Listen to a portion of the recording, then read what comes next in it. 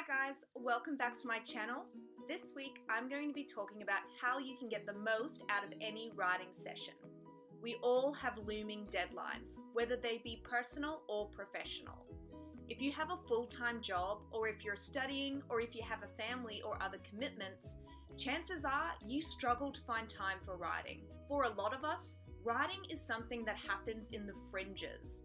Maybe you write for an hour before you head into the office every weekday morning, or maybe you're lucky enough to carve out an hour on the weekends. Regardless of when, where, and how often you write, these slithers of time are precious, and you need to make the most out of any writing session.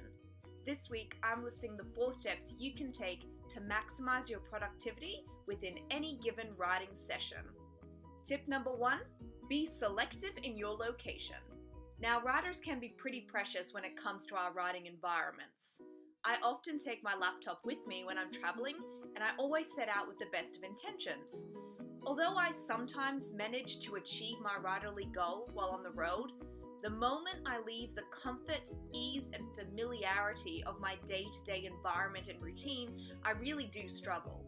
My usual focus and discipline disappears, and I have to white-knuckle my way through the drafting, revising, and publishing process. That being said, the types of distractions that occur while traveling can also occur while you're at home, so you need to be clever in the selecting of your writing location. Let's say you prefer to stay home and write in your study on the weekends. Though you may love the convenience of being able to get up and make a cup of tea, go to the bathroom, or sloth around in your sweatpants, the reality is writing at home can be counterproductive, especially if you live with others. Your spouse may knock on the door and entice you with suggestions of a cafe lunch. The kids might burst in and beg you to take them to the park. Or maybe you simply look out your office window and notice that the lawn needs to be mowed, or the car needs to be washed, or you should take the washing off the line. Even if you set yourself up in a lockable room, there is a good chance that domestic distractions will come a-knockin' anyhow. If this is the case for you, consider getting out of the house and setting yourself up either at a library or a cafe. I believe that a coffee an hour is the going rate for occupying a table. If you opt for the latter option, please again be selective. Don't set yourself up at a cafe where you know there's a pretty good chance you're going to run into people that you know. If you find the noise inside cafes too distracting, you can either wear noise-canceling headphones, you can go out at off-peak times, or you can choose to go to daggier cafes that are maybe a little less busy. Tip number 2, turn off your devices. Denny Shapiro often compares writing on a laptop as equivalent to writing at an amusement park. There are just so many distractions. If you want to get the most out of your writing session, then you need to turn off your devices or features that are likely to distract you. That means any device that rings, buzzes, or has a colorful touch screen. If you're writing at home, switch off your Wi-Fi or invest in one of those nifty apps that blocks your access to the internet or other apps for a set period of time. Now, there may be instances where you can't turn off your phone because you're expecting an important call, or perhaps you prefer to be available just in case of emergencies. If that's the case, then at the very least, I recommend that you switch your phone onto silent and that you make use of an app such as Freedom. That way you aren't tempted to quickly Google something or check your social media feed anytime you hit a wall with your writing. Step number 3, set yourself up before you start.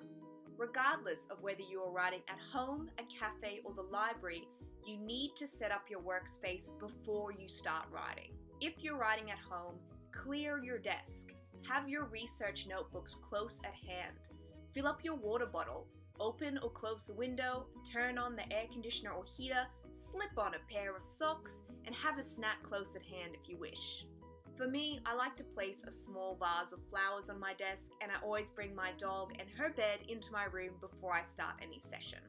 Not only do these small tasks minimize the amount of times you're going to have to get up during your writing session, therefore minimizing distractions, it also sends a signal to your brain that you are about to start a writing session and it's time to get serious. My final step, step number 4, is the 5-minute outline. Now, I know that some people absolutely detest outlining, and that's fine. If you have a process that you're comfortable with and you don't want to change, then that's your decision. However, one of the best ways to increase your productivity of any writing session is to know what you're going to write before you sit down to write it. Before you open your Word doc, spend 5 minutes roughly outlining what it is you want to achieve within this session. If you're working on a novel, do a rough outline of the main story beats that need to occur within the next scene.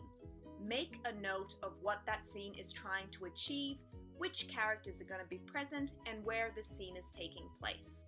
If you're working on an article or blog, break that piece down into points or subheadings. The first few minutes of any writing session are always painful. We all know what it's like to push through that initial resistance. Eventually, usually, you can break through that mental barrier and the words begin to flow.